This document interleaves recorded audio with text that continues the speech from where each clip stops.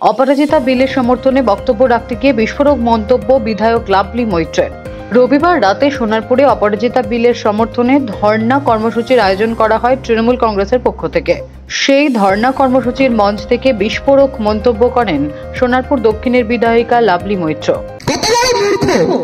ব্যানারটা যদি করিস নাগরিক সমাজ, তাহলে একটু আলাদা কর। সেই লাল কালো, সেই সিপিএম এর আদল, সেই কমিউনিস্ট মার্ক্সবাদী পার্টি, তাদের আদলে তৈরি করে বলছে নাগরিক সমাজের রাত দখল কর্মসূচি। সে রাত দখলে কি হচ্ছে? গান বাজনা হচ্ছে, পথে ছবি আঁকছে, গিটার বেজে গান করছে, নাটক করছে, রাস্তায় নাচ করছে, মানে নাচন কদন গিটার গান সবকিছু চলছে। তাদের লক্ষ্য কি?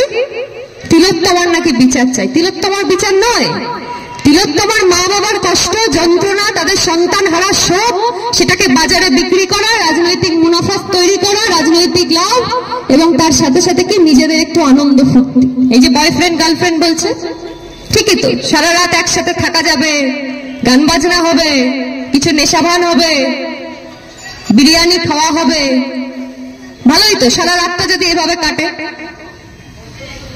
এই তিলোত্তমা তো উল্লেখ্য মাত্র। তিনি সিপিএম ও বিজেপিকে নিশানা করে বক্তব্য রাখতে গিয়ে আরজিকরের আন্দোলনের প্রসঙ্গ টেনে একের পর এক বিস্ফোরক মন্তব্য করেন। দক্ষিণ 24 পরগনা থেকে বাবলু প্রামাণিকের রিপোর্ট, সোনারপুর বার্তা।